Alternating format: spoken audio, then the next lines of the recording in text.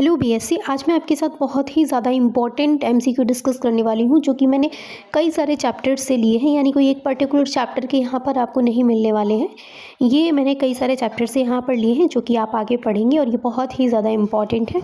तो चलिए स्टार्ट करते हैं। अब देखिए, पहला जो यहाँ पे क्वेश्चन है वो है ethyl acetoacetate can be prepared by, यानी जो इथाइल एसीटोएसीटेट है वो किससे प्रिपेयर किया जा सकता है। तो इसका करेक्ट आंसर है ऑप्शन बी, क्लेजन कंडेंसेशन से इथाइल एसीटोएसीटेट को प्रिपेयर किया जा सकता है। ठीक है।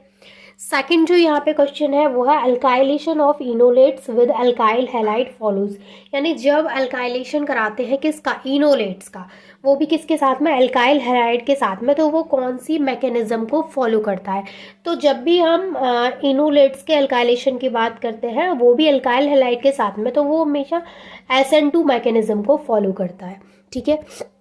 थर्ड जो हमारा यहाँ पे क्वेश्चन है वो है reaction of sodium salt of acetoacetic ester with halogen derivative of an ester followed by acidic hydrolysis produces.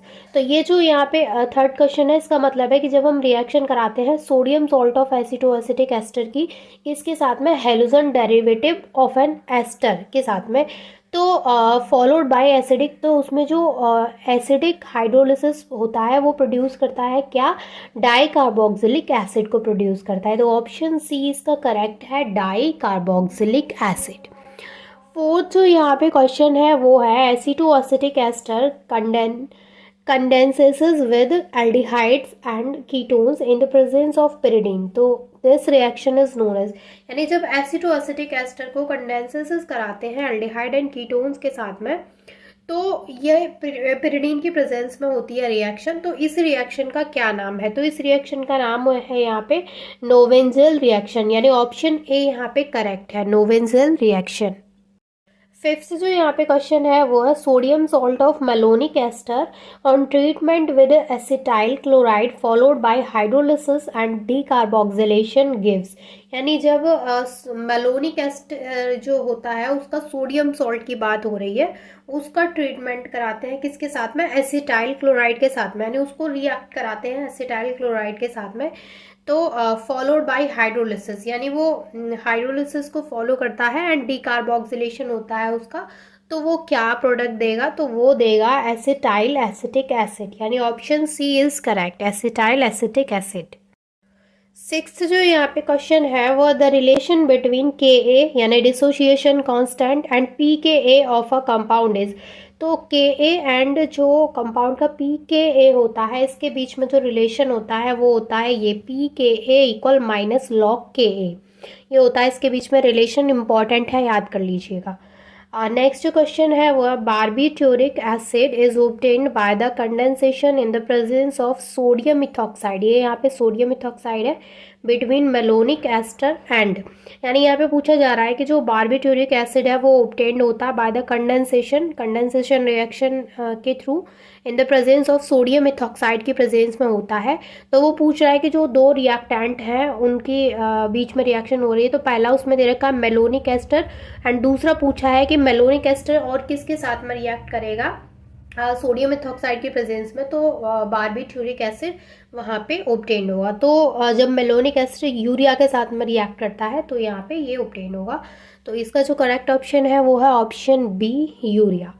And the next question is 1,3-diethane reacts with N-butyl lithium to produce, यानी कि जब 1,3-डाइथियन, देखिए 1,3-डाइथियन को मैंने आपको थ्योरी में बहुत detail में पढ़ाया था, इसकी रिएक्शन जो है और इसका स्ट्रक्चर भी मैंने आपको बताया था। जो 1,3-डाइथियन होता है जब ये N-butyl lithium के साथ में रिएक्ट करता है तो ये यहाँ पे फॉर्म करता है ब्यूटेन, यानी कि यहाँ पे जो ऑप्शन डी है वो इसका करेक्ट है।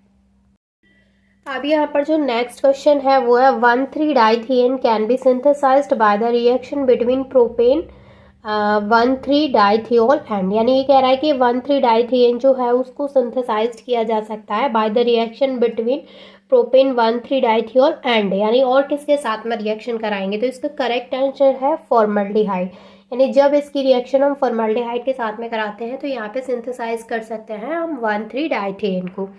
ठीक है। तो यहाँ पे जो नेक्स्ट क्वेश्चन है वो है pKa value for aldehyde alkynes and alkenes increases in the order. यानी कि जो pKa वैल्यू है जो कि एल्डिहाइड एल्काइंस एंड एल्केन्स के लिए बात हो रही है, तो उसका जो ऑर्डर बताना है, इंक्रीजिंग ऑर्डर बताना है, तो इसका करेक्ट आंसर होगा option C, aldehyde alkyne and alkane. ये इसका ऑप्शन सी करेक्ट है, और ये साइन जरूर याद कर लीजिएगा, ये सिंबल कुछ इस तरीके से है, ठीक है। नेक्स्ट क्वेश्चन है which of the following compound contain active methylene group. यानी कौन से कंपाउंड्स होते हैं जिनमें एक्टिव मिथाइलिन ग्रुप होता है, तो वो इसमें ऑप्शन दे रखा है। एक तो ऑप्शन ये है, ऑप्शन बी ये है। तो यहाँ पर ये दोनों ही जो ऑप्शन है वो दोनों ही करेक्ट है, यानी option A and option B both.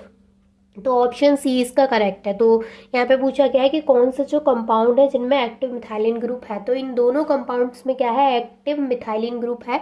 तो option C is correct. Next जो क्वेश्चन है यहाँ पे वो है which of the following is not an active methylene compound. यानी यहाँ पे कौन सा एक्टिव मिथाइलिन कंपाउंड नहीं है। तो यहाँ पे 4 ऑप्शन दे रखे हैं, जिसमें कि जो साइनो एसिटिक एस्टर है, यानी ऑप्शन सी जो है वो एक्टिव मिथाइलिन कंपाउंड नहीं है। तो इसका आंसर होगा option C, cyano acetic ester, acetic ester, ठीक है। नेक्स्ट जो यहाँ पे क्वेश्चन है वो है aceto acetic ester on reaction with urea gives. यानी जब एसिटो एसिटिक एस्टर की रिएक्शन यूरिया के साथ में कराते हैं तो वो क्या देता है। तो ये कुछ ऐसी रिएक्शंस होती हैं जो नेमिंग रिएक्शंस होती हैं, और इनका ना आपको तुरंत पता होना चाहिए कि क्या प्रोडक्ट मिलता है। तो ये इंपॉर्टेंट क्वेश्चंस होते हैं आपके एग्जाम के पॉइंट ऑफ व्यू से, अगर ऑब्जेक्टिव है तो इम्पॉर्टेंट है, ठीक है।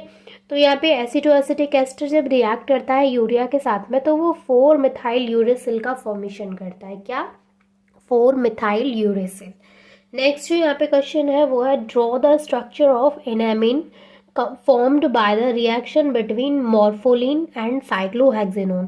ये जो क्वेश्चन है इसमें कोई भी ऑप्शन नहीं है, मैंने एक ही ऑप्शन आपको दिया है एंड यही इसका करेक्ट ऑप्शन है। क्या बोला गया है क्वेश्चन में कि आपको यहाँ पे स्ट्रक्चर बनाना है एनामिन का, जो कि फॉर्म हो रहा है, 2 रिएक्टेंट आपस में रिएक्ट कर रहे हैं, उनकी वजह से एनामिन फॉर्म हो रहा है, तो उसका स्ट्रक्चर बनाना है। और वो कौन सा रिएक्टेंट आपस में रिएक्ट कर रहे हैं, तो मॉर्फोलिन एंड साइक्लोहेक्सेनोन। जब मॉर्फोलिन एंड साइक्लोहेक्सेनोन आपस में रिएक्ट करते हैं तो ये स्ट्रक्चर बनाते हैं, एंड यही जो स्ट्रक्चर है ये क्या है, एनामिन। तो ये यहाँ पे यही पूछा गया है कि draw the structure of enamine formed by the reaction between morpholine and cyclohexanone. यहाँ पर जो फर्स्ट क्वेश्चन है वो है in which of the following type of reactions are the carbonyl compounds and alkenes similar in behaviour. यानी ऐसी कौन सी रिएक्शंस होती हैं जिसमें carbonyl compounds and alkenes similar behaviour show करते हैं।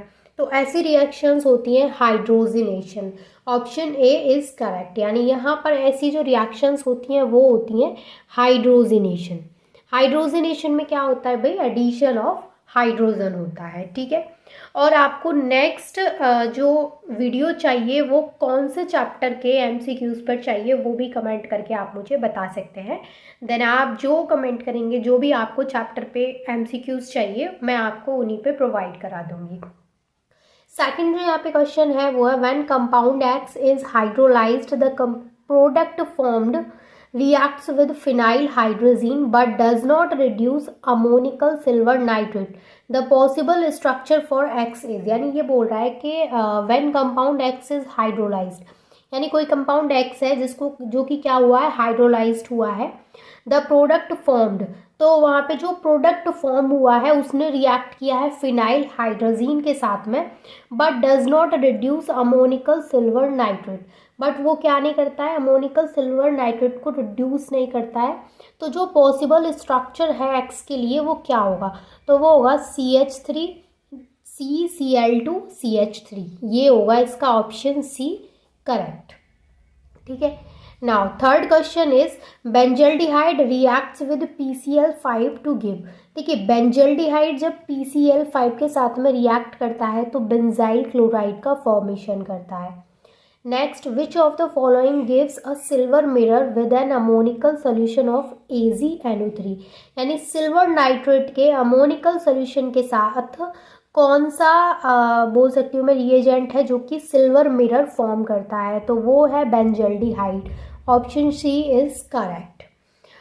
अब आता है question 4, phenol gives salicylaldehyde on heating with CHCl3 and NaOH, it is known as.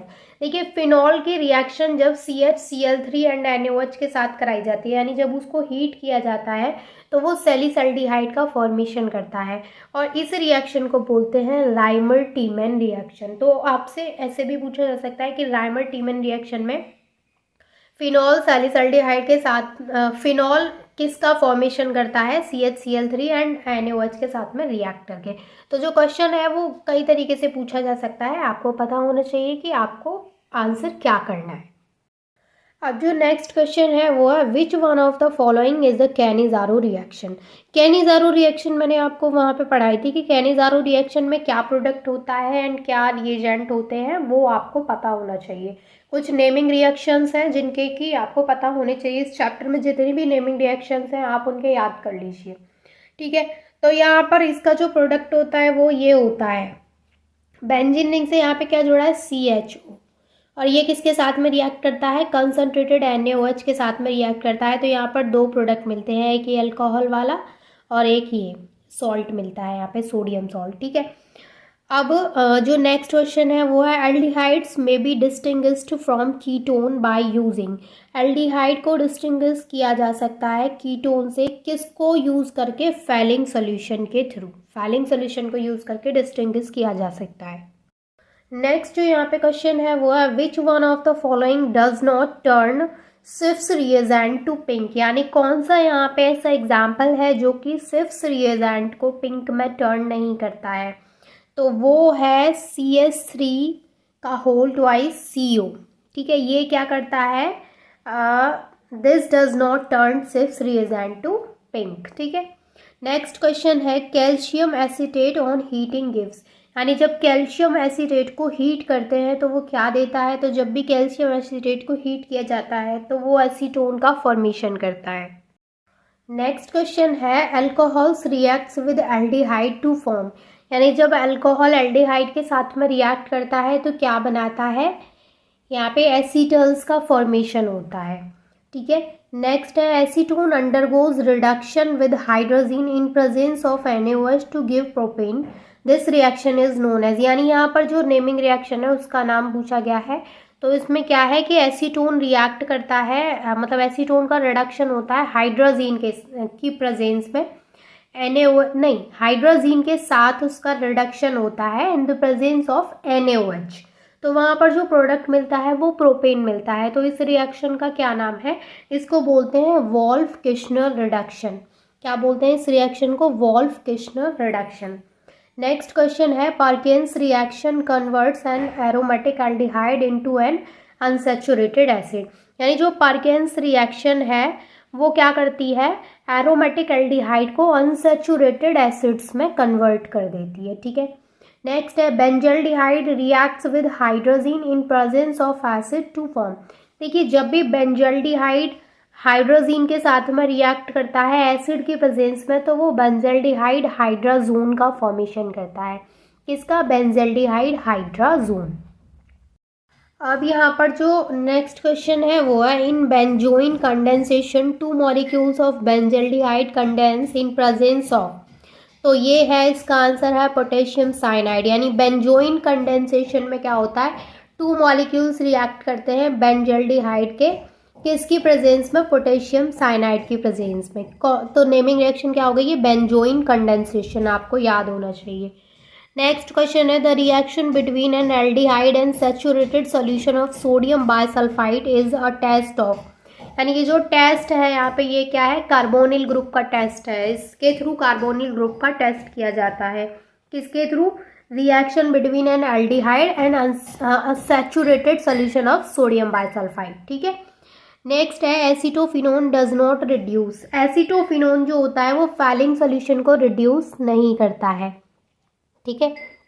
Next है when benzaldehyde is treated with aqueous solution of NaOH then benzyl alcohol and sodium benzoate are formed. यानी कि ऐसे पूछा जाएगा कि जब benzaldehyde को treat किया जाता है एक्वस सोल्यूशन ऑफ NaOH के साथ में, तो क्या प्रोडक्ट बनता है, तो वहाँ पे benzyl alcohol and sodium benzoate का फॉर्मेशन होता है।